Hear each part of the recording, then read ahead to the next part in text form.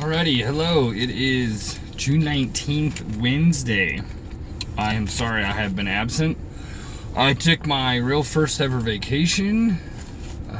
Me and a lovely lady went up to Denver. I'd never been there. I'd been to the airport, which is a city in its own, but very, very cool city. I was super impressed. We saw a lot of cool stuff. Left on Friday. Came back on Monday. Yesterday was sort of a catch-up day with work, and what I had to do.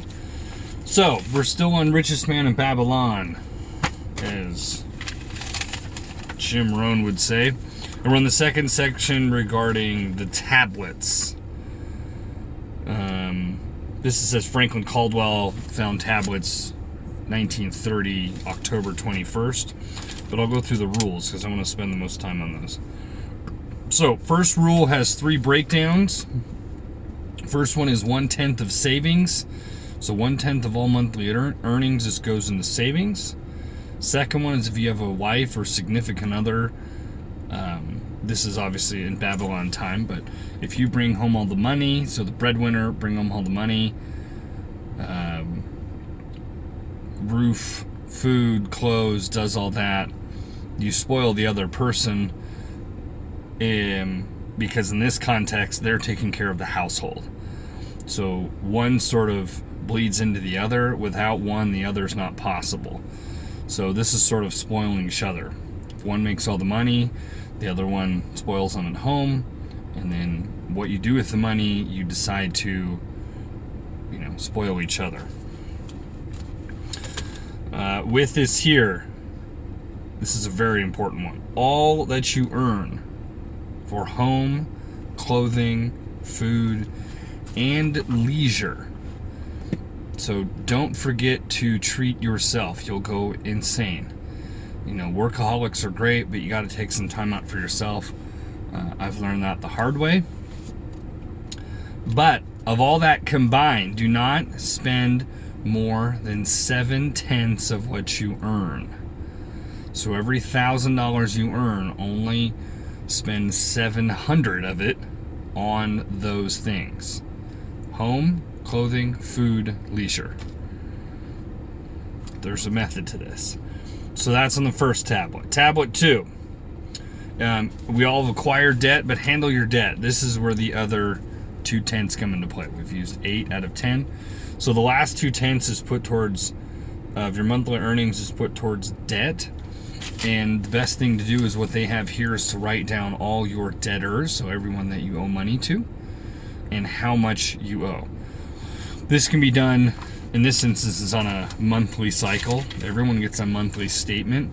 You can do it that way. In my opinion, that's a little tedious. I might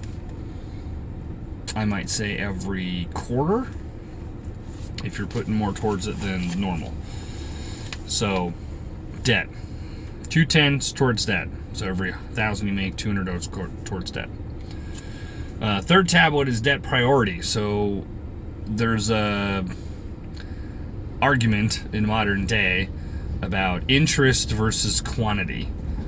If you have $1,000 at 1% interest, or $2,000 at 5% interest, or turn around, sorry, $2,000 at 1% interest, or $1,000 at 5% interest, where do you go first? From what I remember, it's interest is the highest interest is what you want to pay down first, just because it accumulates faster. So debt priority. So figuring out what is going to be more damaging or impact you more. Obviously your mortgage you want to pay.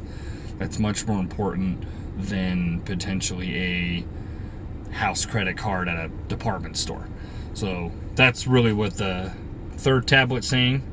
Fourth one is discipline. This is everybody's hardest thing. It's hard to pay on debt over, in this instance, a year, if you don't feel like there's anything changing. So when you pay down on a car, or when you pay down, I have things I gotta pay personally. I'm not avoiding them, it's just I have priority. But I know I just need to bite the bullet and pay on it until it's gone. The reason why is because when you have the discipline to pay on it, that's in tablet 4. What happens in tablet 5 is then you earn a reputation. So you earn a reputation that people will lend you money. That's what these are, creditors. In this case, it was person to person. What we're talking about is a bank, credit card, getting lower interest. Those are all things that somebody looks at a credit score, which is how we keep track of that now, and goes, oh, this person has a reputation of paying back their debts well, paying them back quickly, they don't stand anybody up, stuff doesn't go to collections, so on and so forth. So that's really the guts of this, and they say it in a much more, not even in-depth, just a much more elaborate fashion. The Tale of 7 Remedies for a Lean Purse, or 7 Remedies basically for being poor, is the next one. That's the next thing we'll go through tomorrow. But all of these are so simple. They're easy to do. And what's the hardest part about that is they're easy to not do. That's why I may have said in the past, like, if it was really true that you eat an apple a day keeps the doctor away, why wouldn't everybody do that? Because it's easy to not do. That's the problem. We don't need to make things too difficult with this. We just need to do the basics, or in sports as they call it, the fundamentals. And we get away from that by trying to be different or unique or breaking some new ground.